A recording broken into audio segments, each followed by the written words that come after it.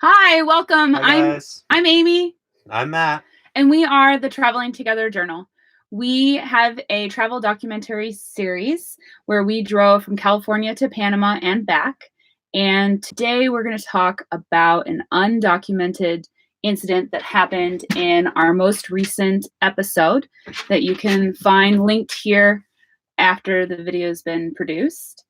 And we wanted to talk about travel and safety in especially the areas of Mexico and Central America. Yeah, so getting right into it. We're going to start off by telling the story that we did not film that happened to us in Guatemala. And then we'll kind of talk about what we think we could have done better in that incident. And then we'll open it up to Q&A.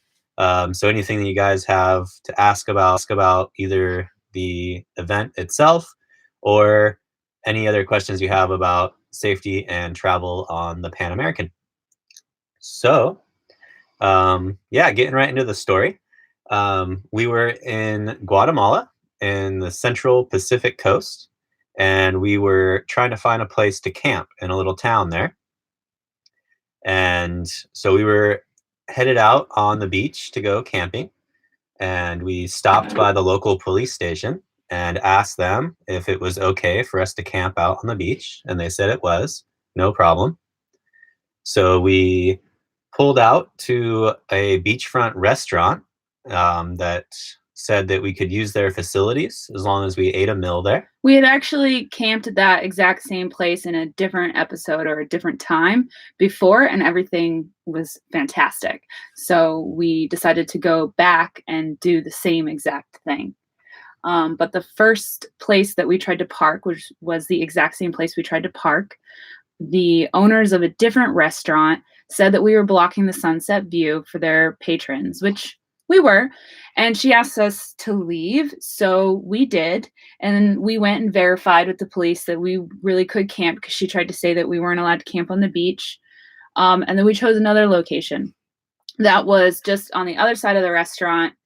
And there was what we thought an abandoned or just not used very often house. You could just tell that nobody had been living in it regularly, and we set up camp there. Yeah. So we decided to go in front of that house because we didn't think that we'd be bothering anybody else there. We watched the sunset and everything was fine. And just as the sun finished going down, a couple of guys in their mid-20s came down the beach and started hanging out on the patio in front of the house and drinking some beers.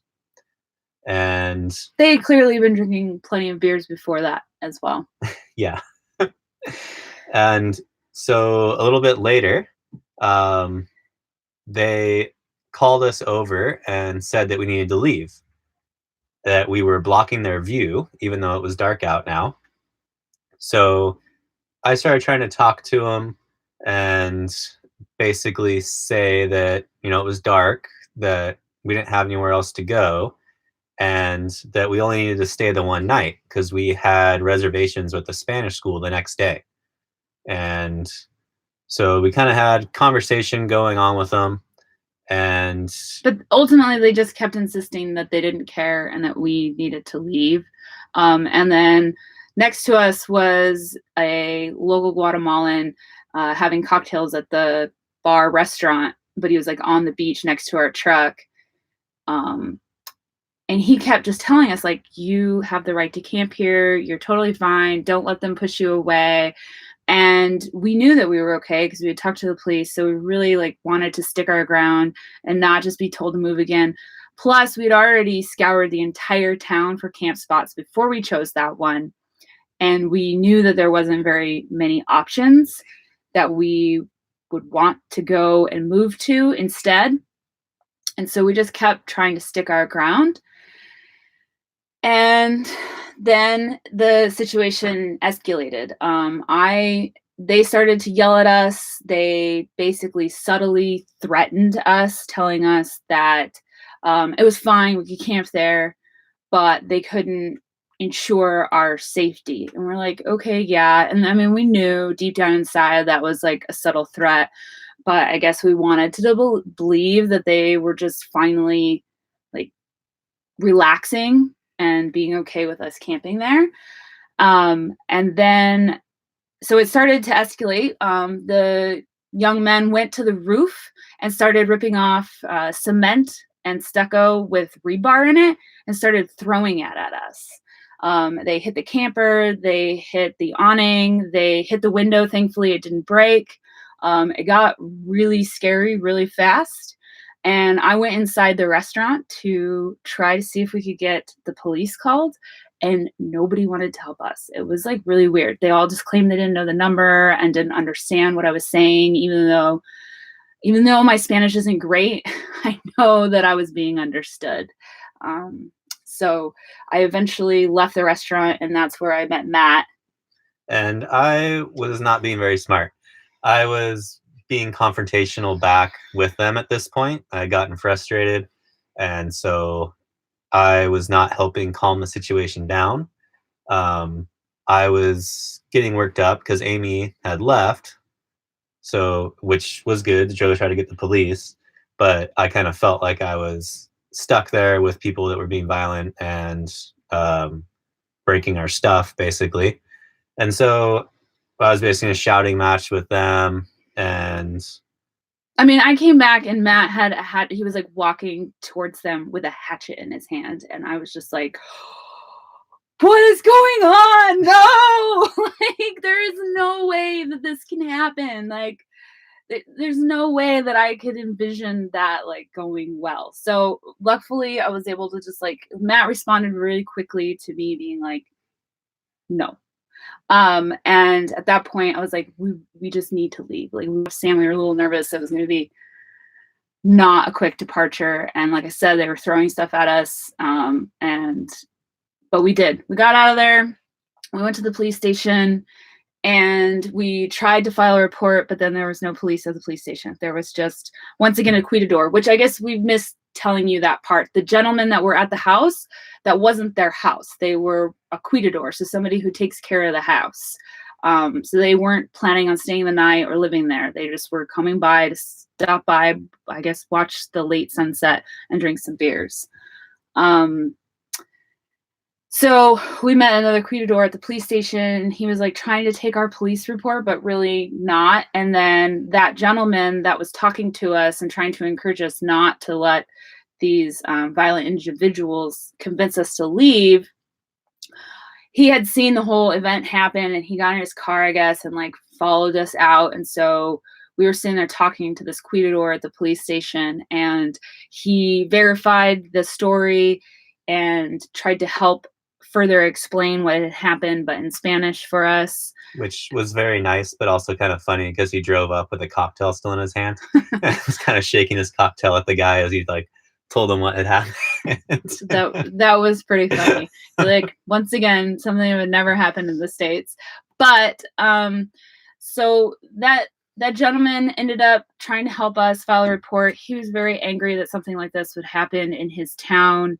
And then he invited us to come and stay at his house. And that's kind of where that episode, the last episode, ended, was me about to share the story with you because I clearly knew that we hadn't recorded it. But I was pretty distressed. So it probably wasn't a very good recap.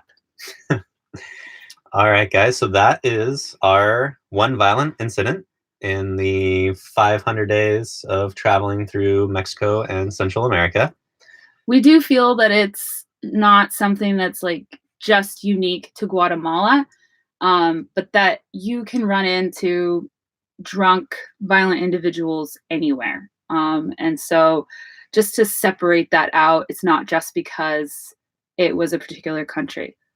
Although I do want to say that I don't know that the police force is as responsive. And even the Guatemalan who helped us said it's kind of the problem, is that the police don't always get involved when they should, or they don't follow through with things that they should follow through with. He goes, those guys should go to jail.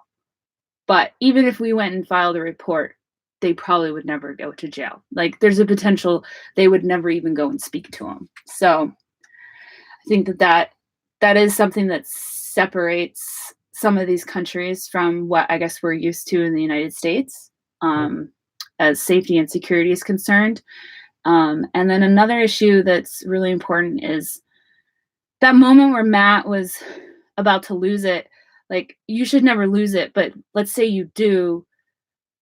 As the traveler, the foreigner, you're gonna be in the wrong, especially in these countries. You just have to accept that and do everything possible to not put yourself in a situation like that, like, to that extent. Obviously, we couldn't avoided the initial situation, but retaliation, that kind of thing. Like, if Matt would have done something, he probably would have gone to jail. Yeah. Which brings us to, like we said, we felt like we could do some things different and better. And so what we agree we should have done was, as soon as those guys showed up and started being confrontational with us, we should have just accepted that it wasn't a good situation, trusted our guts, and just left. But instead, we were stubborn. We didn't want to be bullied, and we didn't want to deal with trying to find a different campsite in the dark at night and potentially be stuck in the sand while we were trying to leave. So we let ourselves kind of be stubborn and lazy. And I think we had an attachment to how positive the last time we were there was. yeah, So we just really wanted that experience again, and for it to be taken away from us, we just weren't being rational. I think as soon as they made that subtle threat, that should have just been our cue that it's not going to be a restful night and we should just go. So that was our bad. yeah, Are we ready for yeah. So that's pretty much questions? what I'm sharing with you guys. And now we'd like to open it up for any questions you guys have about that story we just told, or anything else having to do with safety or security while traveling. Okay, we're gonna look over here. We have lots of hellos.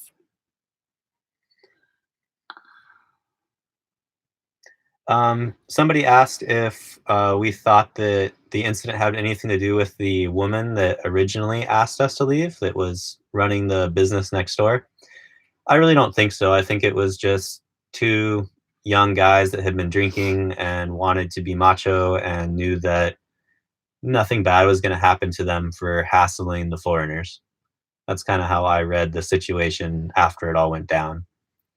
Um, I do think that a lot of times the police are looking out for us as foreigners.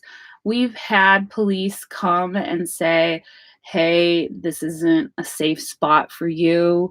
You should probably camp somewhere else, or just come and check on us and see how we're doing, and say that they were going to come by again and make sure we were okay, but like while we were sleeping. And so overall, I have had a positive experience with the police.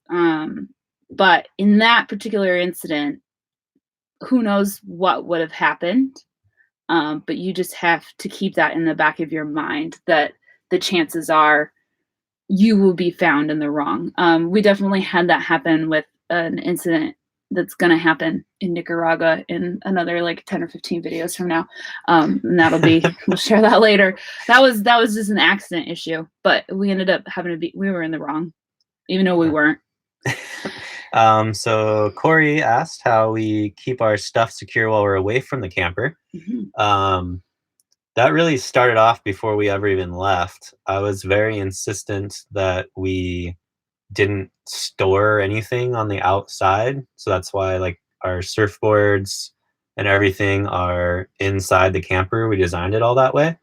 Um, the exception is when we have camp all set up and we decide that it feels safe enough for us to not break down camp and put it all inside.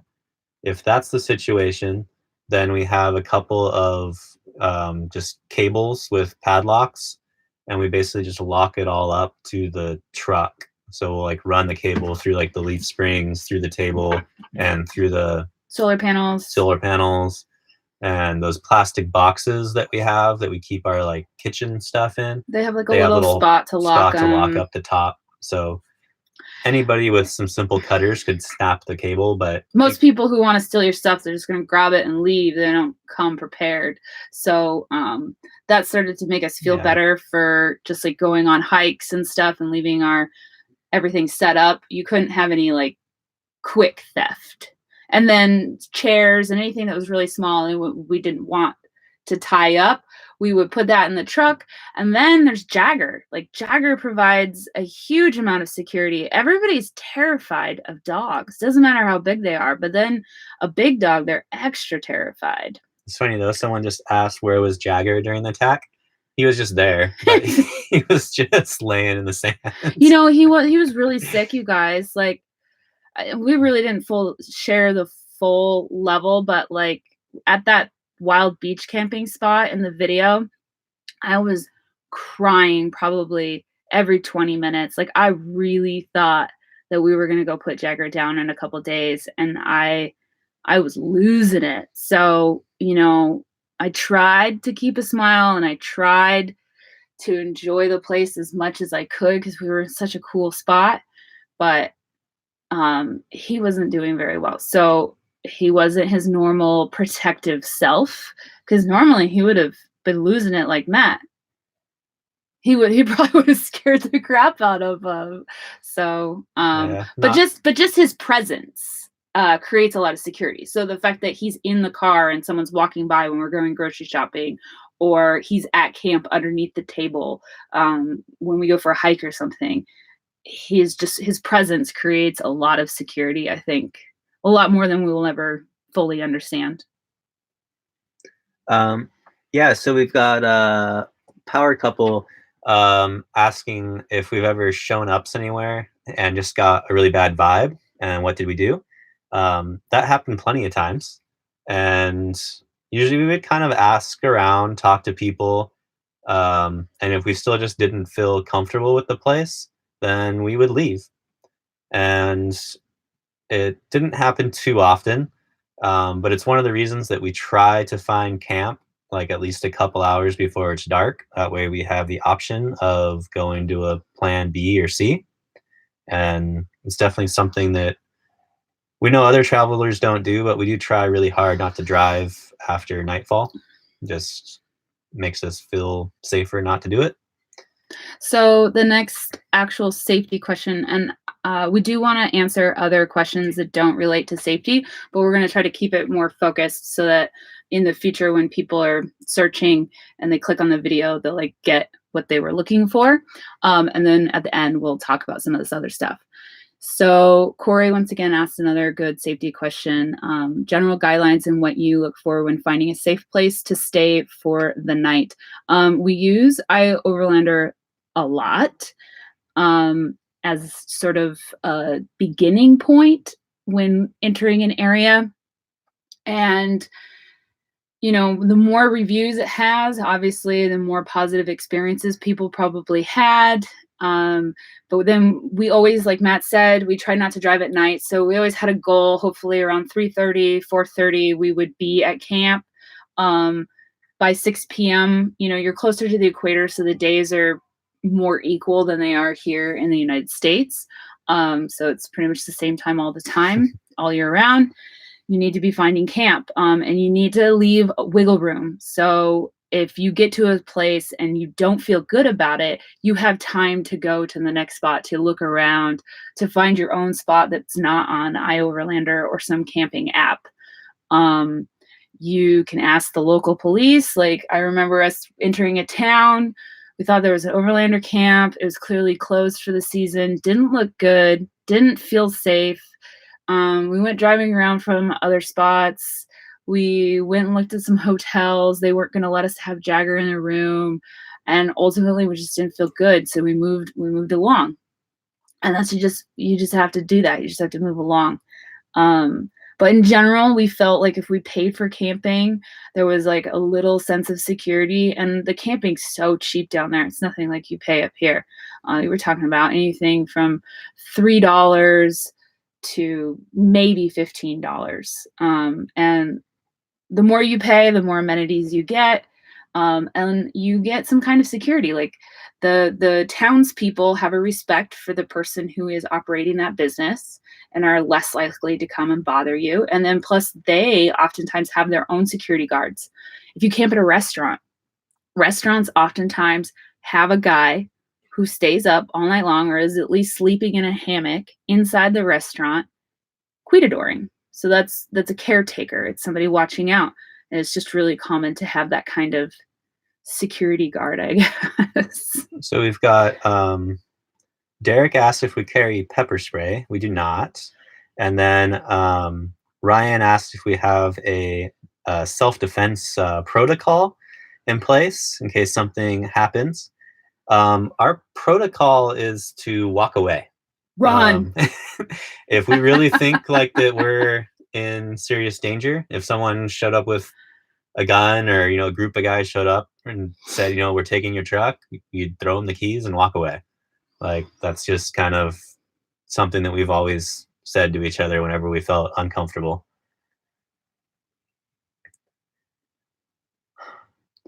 There's so many options. Julio just asked if it's safer and cheaper to use a hotel or hostel parking lot instead of beach camping. You don't have to use a room, but at least you're in a safe spot.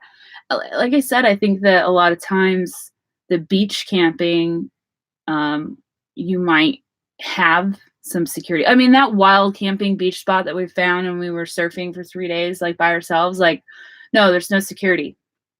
Your security is that there's just almost no one around. There are some fishermen. And in that situation, we feel that less is more. So less days in a spot is more. So a lot of times you can get away with a night of camping in a spot. No one will know that you're there, or they'll see you're there, but they're not really prepared for you to be there. So they can't react or do something negative. Scope you out. And a lot of other overlanders will communicate that they do feel like you could probably get away wild camping almost anywhere for one night, if it's not on iOverlander. See, that is the catch-22 about this wonderful app, is that the more and more people who use these wild camping spots, then the more and more travelers are there, and the more the people, the not so good people, or just the people who are in a poor situation and they don't have things and you do, they might start to realize a pattern, and that at some point someone might get taken advantage of, I think. So, staying at hotels, restaurants, those parking lots, those are all options. They're good options. And really you have to embrace the variety, because it's not always an option. Yeah, we were asked if we feel more safe in Mexico than in other Central America countries. I wouldn't say so. We spent a lot of time in Mexico, so we started kind of feeling comfortable with the country for that reason. But we felt pretty comfortable in other places too, and it's really just kind of spot by spot basis. Sometimes you pull up somewhere and just people are looking at you the wrong way, and sometimes you pull up places and everybody's smiling and it just feels like everyone's welcoming and interested to see you and chat. Okay, I don't see any new travel comments, so I'm going to go back to one. Somebody asked about licensing the vehicle. I would assume, and you can correct me or you can ask further questions, we allowed our California registration plates to expire while we were traveling, and none of the countries actually care about that. And not when you go through the borders. The two main issues that you'll have with that is that the insurance that you mandatorily have to purchase at the border may have a clause in it that says that if you don't have a current registered vehicle, that they don't have to pay any money out if you get in an accident. But a lot of people don't really believe that they would pay out if you got in an accident.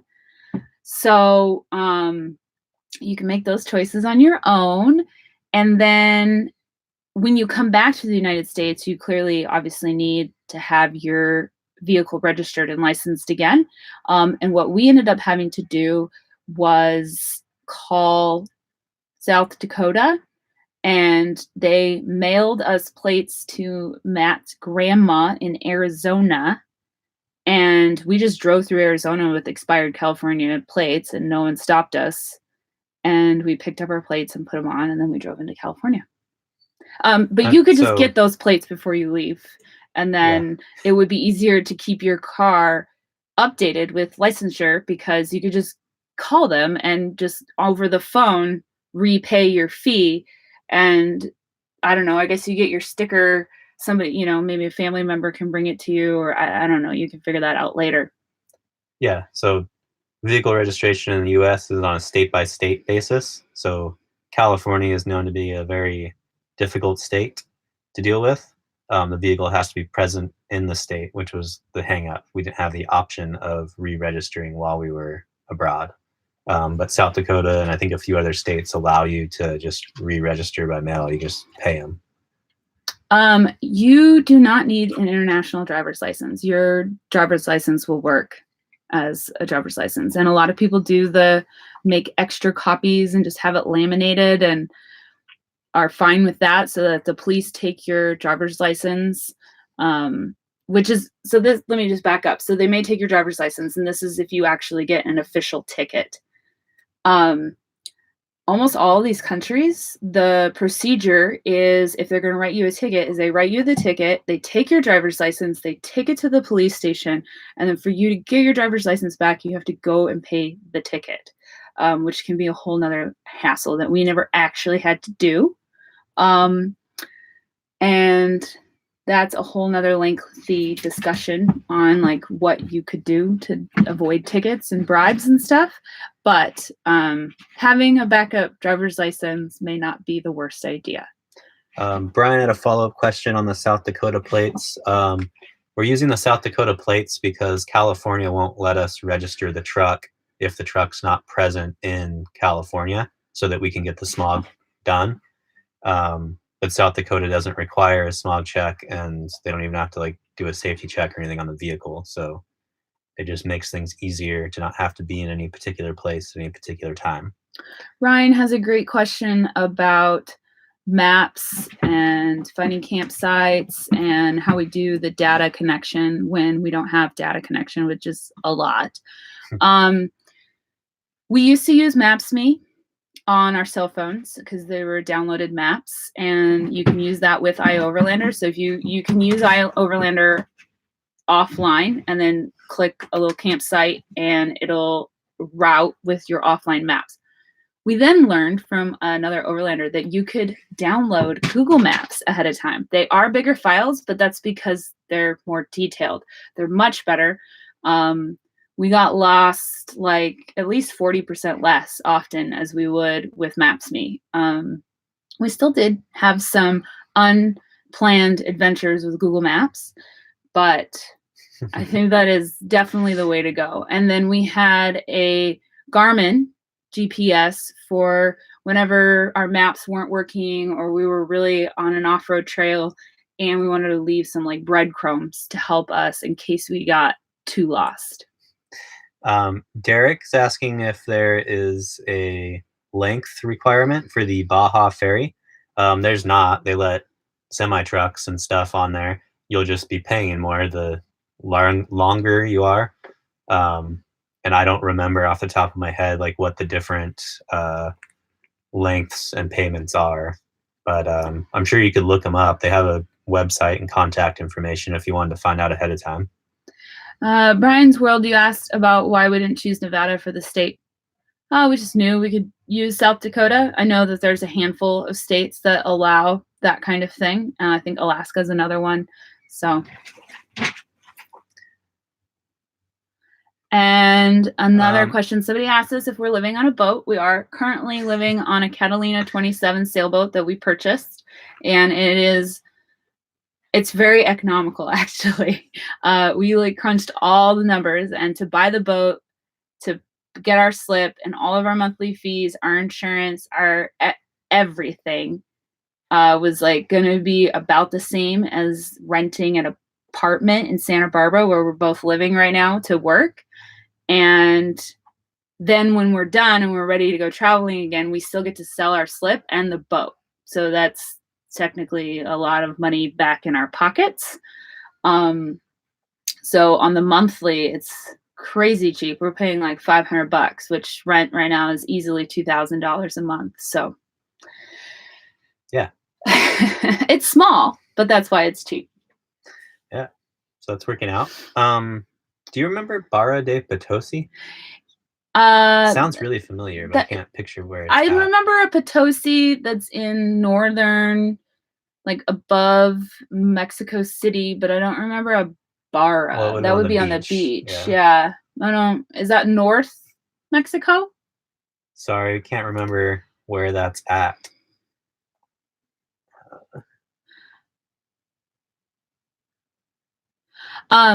Do we recommend carrying a machete because firearms are illegal in, I think, all of Mexico? Machete's a good tool, Yeah, but I one, wouldn't sure. carry one for self-defense. Like I said, our strategy is generally like if you feel like you're really in a situation, people are going to be violent towards you, your best bet is to just leave, walk away. You can buy a new truck or something later if that's what you got to do. Yeah, your life isn't worth it. Your partner's life, like, or whatever they might choose to do. Or, I mean, I guess if you're a super well-trained machete fighter, then maybe you can take that on. But for us, we just didn't have a strong attachment to our stuff, and we liked it. We appreciated it. It would have been really, really crappy if we would have had to walk away, but we just feel like the risk of anyone's life over things doesn't make sense. It's south of I can't. Oh, Zihuatanejo. Oh, you know what? I feel like we did go through that area. Barra de Potosi. What's not in during Barra February de Potosi? Though. Zihuatanejo. All right. Okay, you guys have any other questions? Maybe we've missed your question and you want to re-ask it again so we can address it.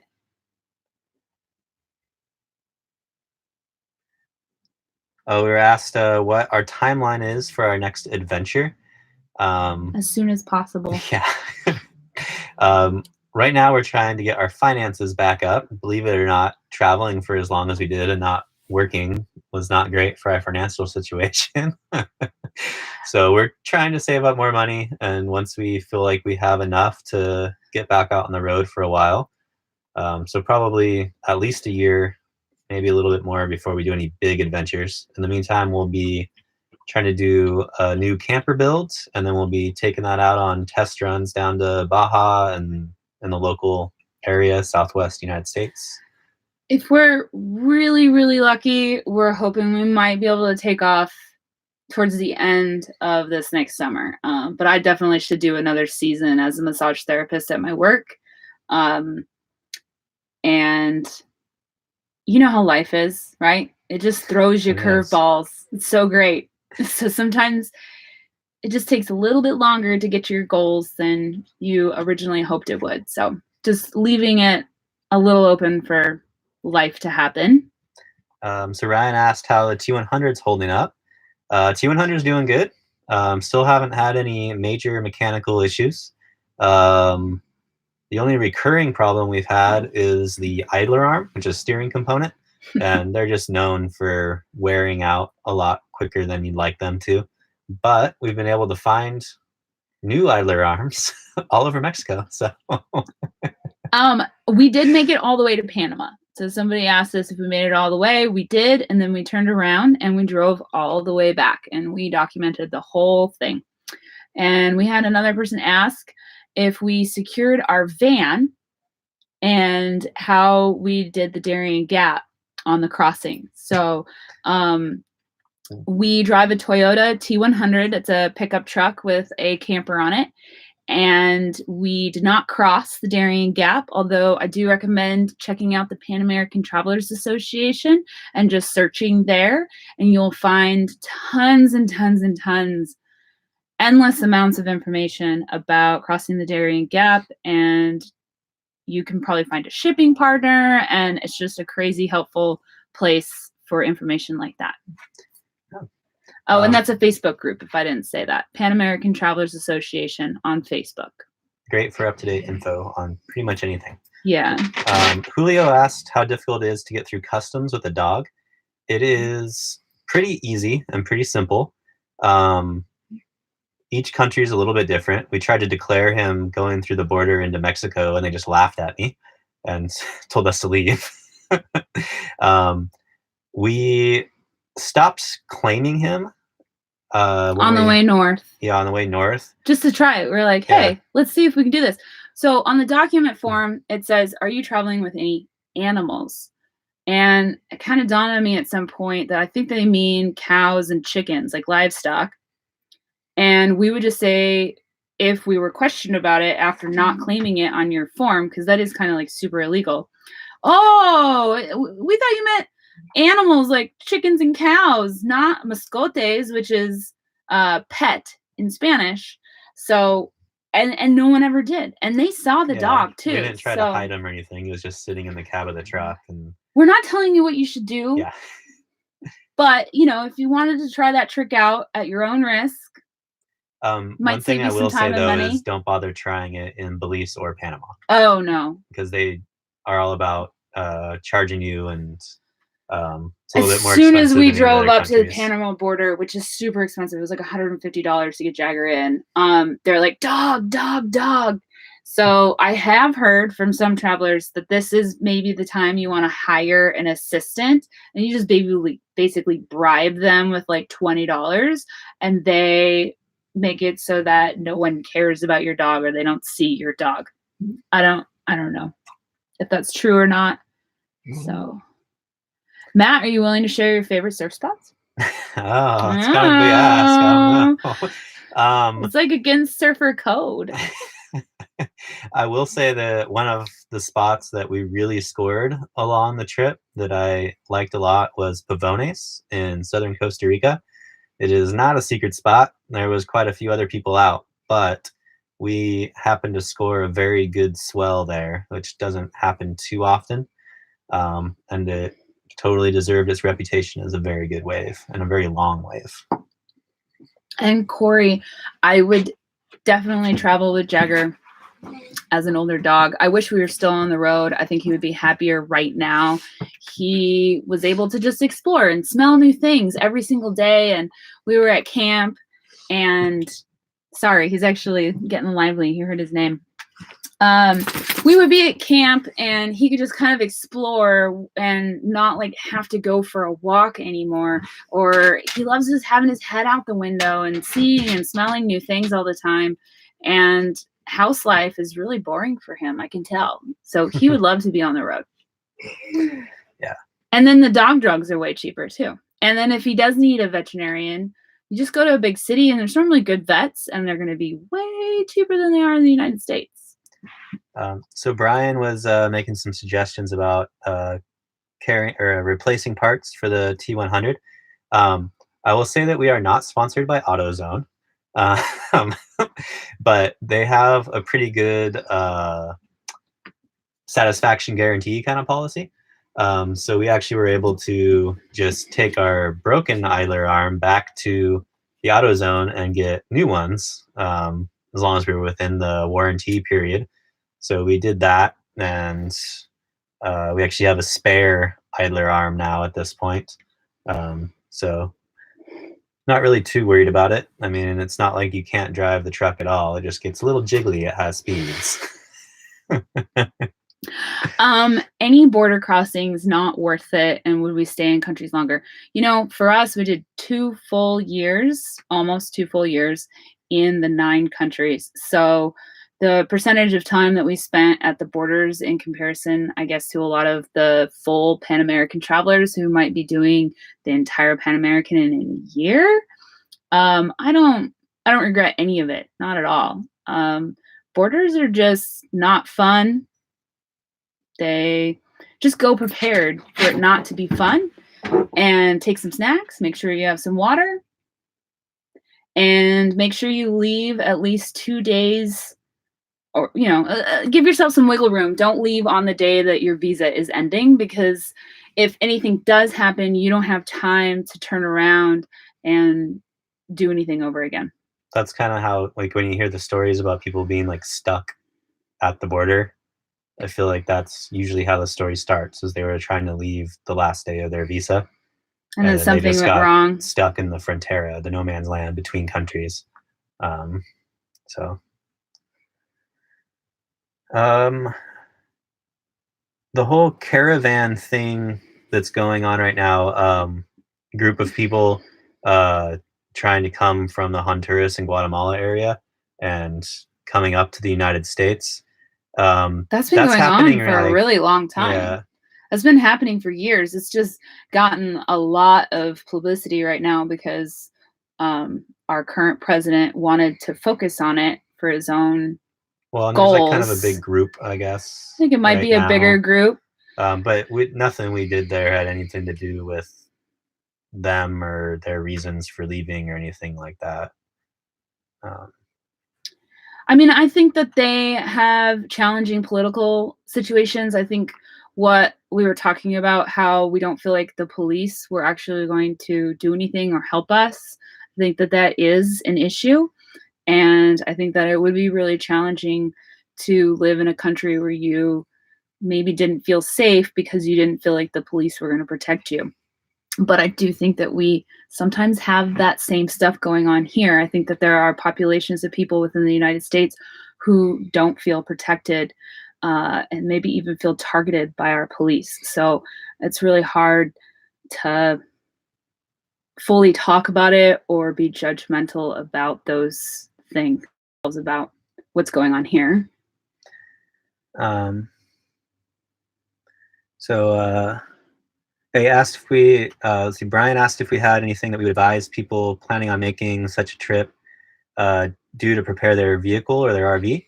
Well, I kind of touched on it earlier, just in design. I'm a real big fan of not having anything on the outside of your vehicle. What people can't see doesn't tempt them. If you just look like a truck in the parking lot with a camper shell, they don't know if you have anything on the inside or not. Um, Other than that, and some people say you should get like a locking gas cap or uh, stuff like that. Um, we don't have one, and we didn't have any issue with it, but that's our own experience. It doesn't mean that you won't. Mostly, I just say it's all about like keeping the honest people honest. As long as you don't like leave your cooler on your tailgate and go inside the grocery store, stuff like that, then it's probably fine. We did leave our truck by itself when we went to the grocery store. I mean, Jagger was in there. So once again, that's kind of that, how much security does the dog provide us without us even thinking about it? I do know people who got broken into in grocery stores in Costa Rica or wherever, and it's no one particular country that's going to be more at risk. I've known our friends. We actually just had some people here on the boat who got everything stolen in San Francisco. They were just parked, and somebody took most everything that was in their vehicle because they weren't actually sleeping in the vehicle that night. So it happens everywhere. Let's see. We are not vegans. No, have you watched our show? We eat street tacos all the time. Yeah, we catch fish and stuff.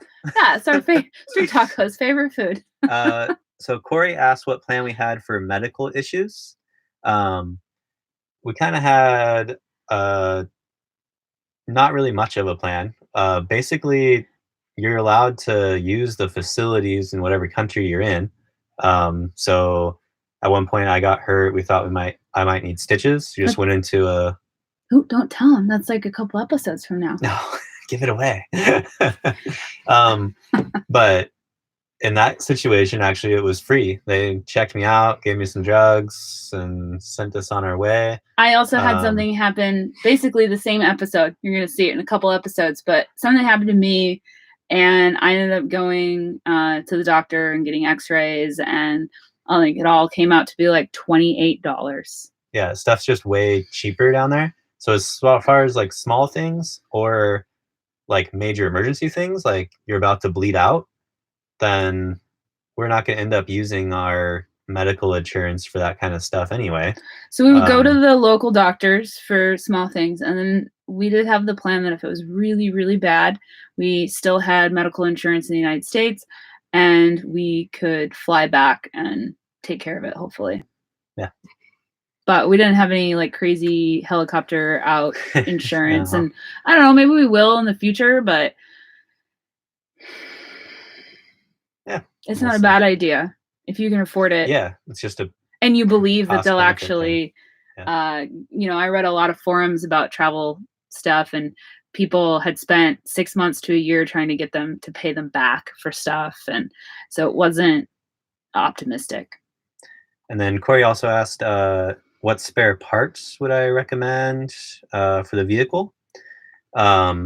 We didn't really carry any spare parts. We had like a couple of belts.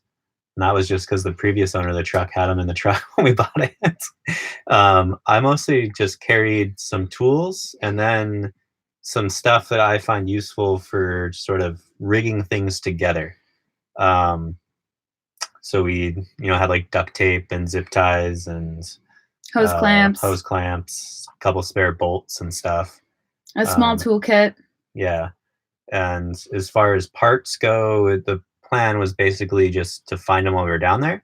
And that worked fine for us, but we specifically bought that truck. We have vice grips. Because I knew that we'd be able to find parts relatively easy. The whole drivetrain and the suspension and everything is very common down there on other Toyota vehicles.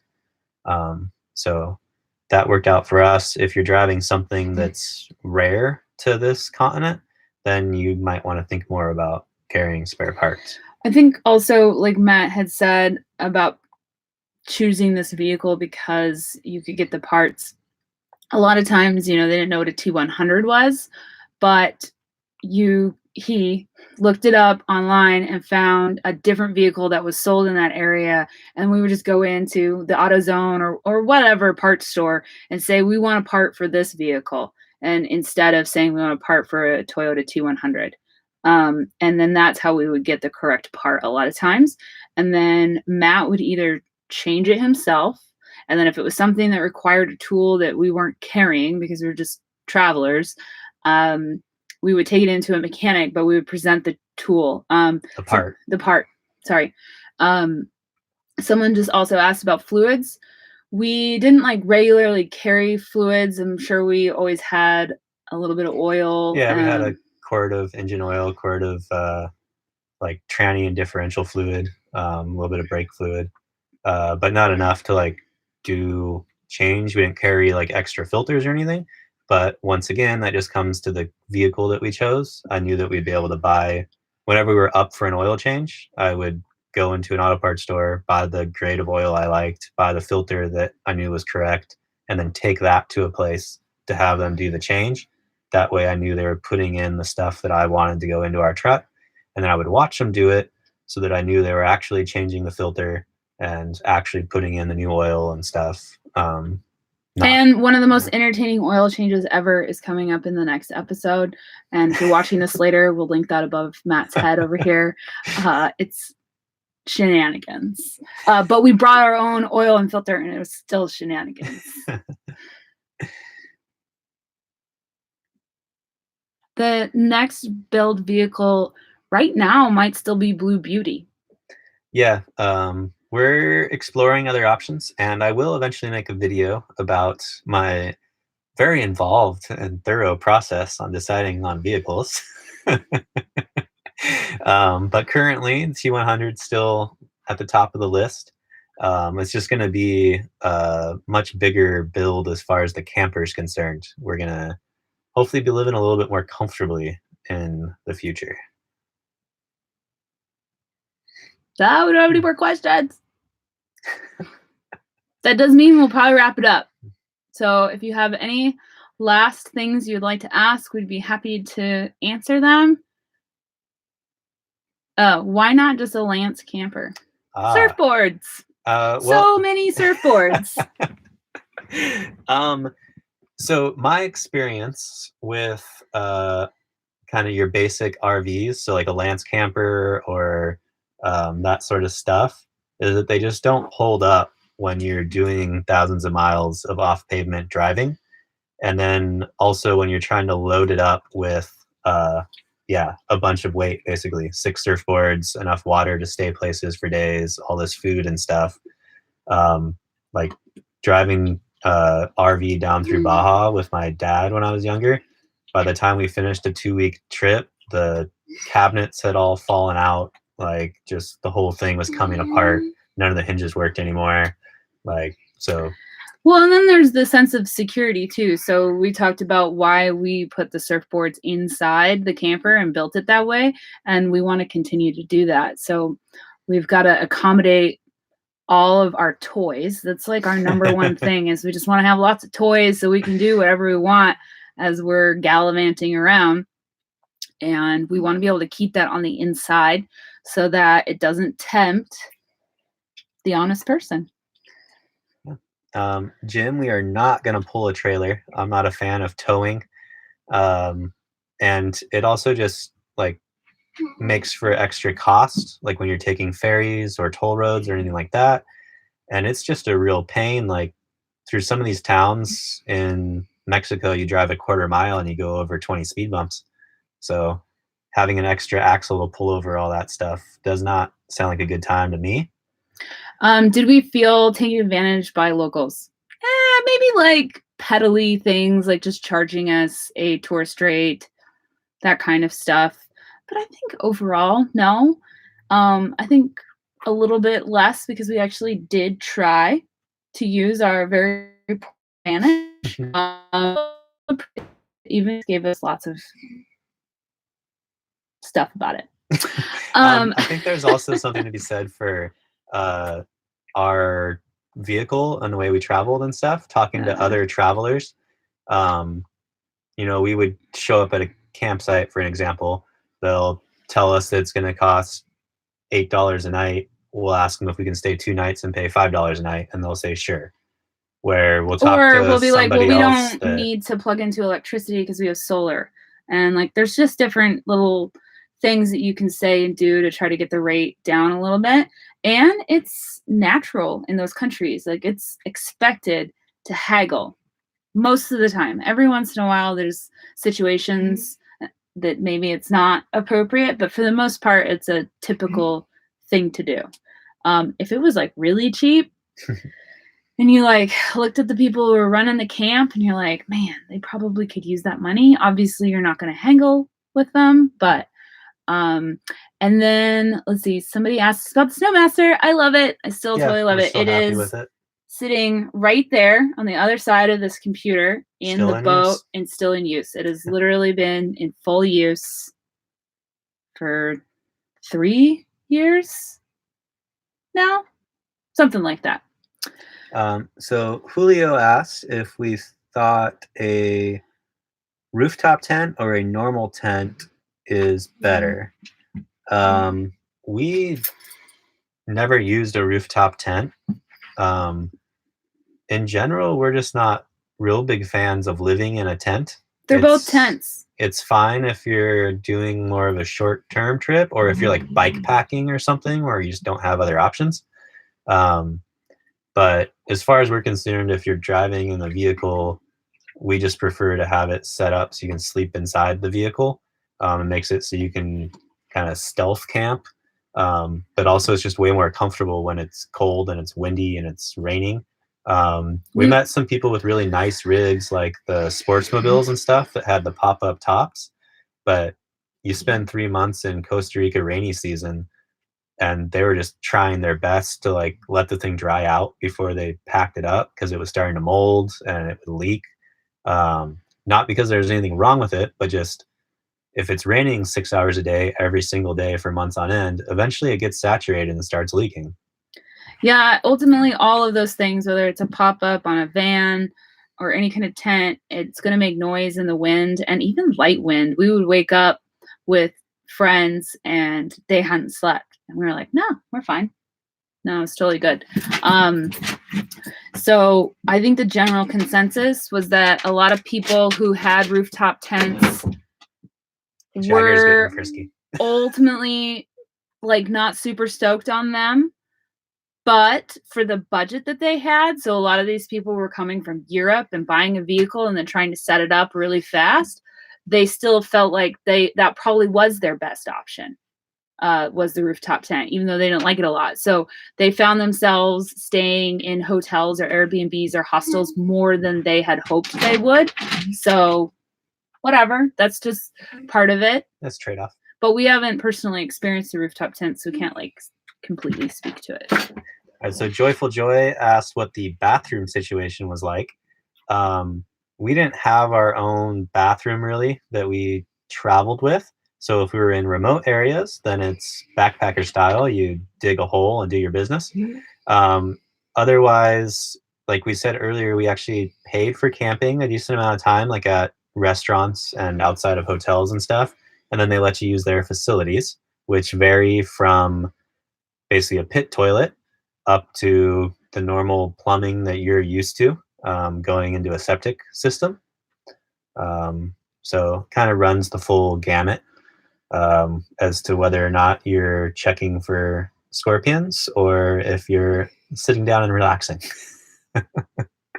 And then somebody asked us what a Snowmaster is. Our Snowmaster is a refrigerator. It's a 12-volt. Ours happens to be stainless steel on the outside, and it's got a fridge and a freezer. So it's got 2 compartments, and it's extremely energy efficient for what it is. And we still love it. So happy with it. We were asked if we would consider a van. I do consider the vans, but one thing for us is that we insist on having 4-wheel drive. And 4-wheel drive vans in general in the United States are kind of difficult to come by and generally expensive. Usually they're a 2-wheel drive van that's been converted, which kind of brings another set of issues. If you're trying to find parts outside of the United States, you better know all your part numbers for all those converted pieces, because you're not just going to be able to go to the dealership and ask. Someone asked about camera gear that we're needing or wanting.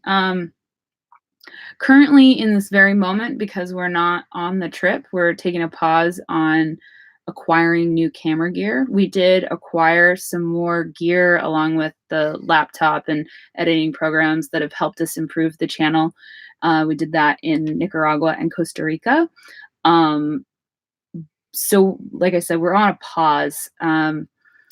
I will probably want to get the newest GoPros. They've got stabilization now. They've got better audio.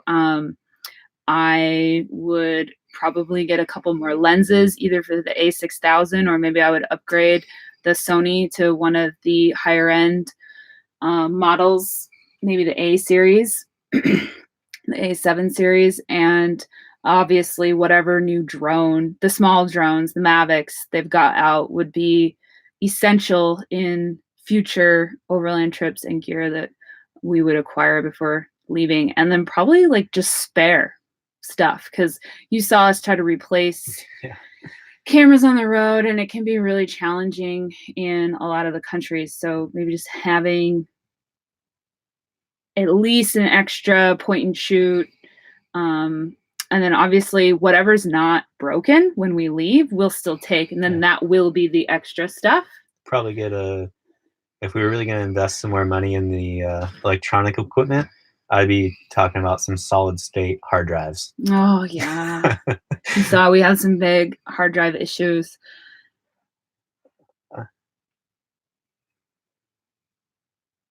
Okay. No, we haven't really looked into getting patches made. We're not very good overlanders in that way. We haven't caught on to some of the fads here in the We still have US. like 495 stickers left to sell. that was unfortunately a little disappointing, and we do appreciate all the people who either purchased a sticker or the patrons that we sent stickers to, but we still have a lot of stickers. I realized we forgot to put Jagger in there, and maybe that's why they didn't do so well. You can get those on our website if you're curious. They are obscenely priced. They're $5, but we figure it's because postage, and then it's to help support the future journey. So, but you can buy them there. We were asked which was our favorite out of Panama, Costa Rica, and Nicaragua. It's always tough to pick favorites, but I think that we would probably choose Costa Rica, which was a surprise to me. I thought it was going to be really touristy. During this trip was my first time going there. But when you're traveling as an overlander, it's great because they actually take their whole public beaches thing very seriously. So you're allowed to camp anywhere on the beach that you want.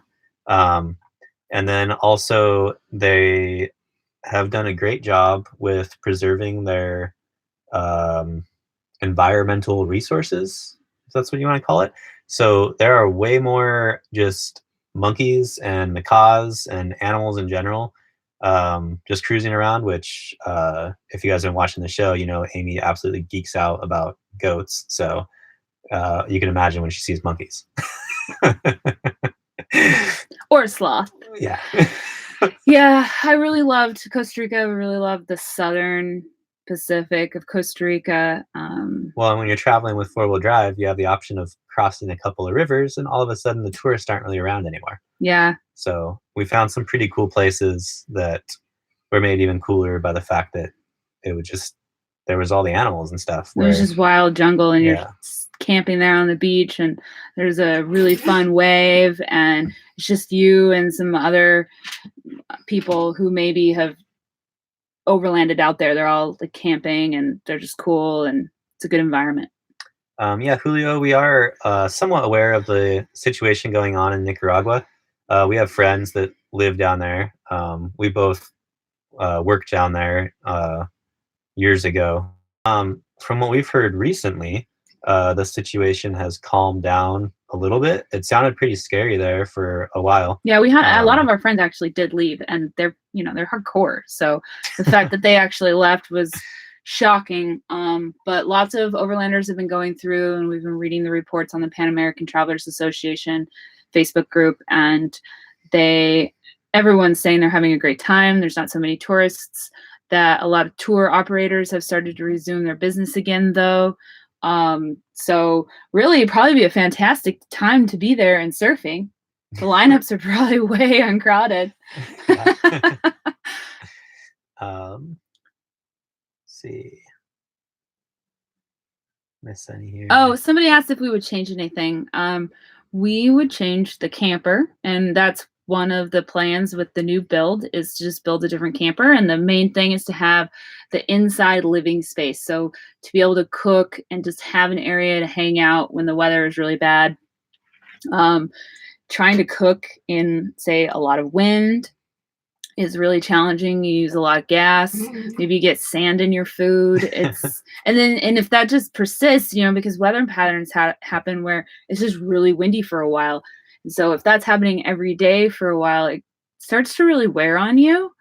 Well, there was times where we were at a spot that maybe we liked, to surf, or maybe there was some hikes or something we wanted to do, but we just ended up leaving without doing everything we wanted to do because, like if we're at the beach and it's really windy or you're just getting sandblasted every afternoon, then it kind of takes some of the fun out of it. But if you could go for a good surf in the morning and then go hide out in the camper during the windy part of the day, it makes the place more enjoyable overall. And then I'd have to say our working conditions trying to work on videos with the camper setup we had was really shenanigans. So having that inside living space, we're going to obviously accommodate the idea that we'll be sitting at a computer for hours and hours and hours on end. All right, guys, it looks like the questions are slowing down. So I think that unless somebody else jumps on real quick, I think we're going to wrap it up. Thank you, everyone, for coming and spending this time with us live and having such great questions. Our main goals are always to help and support the community, encourage you to get out there and show you through us just being a couple of knuckleheads that you can clearly do this too. So always feel comfortable leaving us questions on our videos. Both of us, especially Matt these days, works really hard to answer everybody's questions as long as you're being nice. And we'll go back through anything that we missed and write you guys an answer. Or if you're watching this in the future, the future. Yeah, if you're watching this in the future and you actually put up with an hour and 5 minutes of us all rambling and you have any more questions we did not address, please feel free to leave it in the box down below. And if you are not subscribed to our YouTube channel, please subscribe, and we hope that you enjoy the adventures.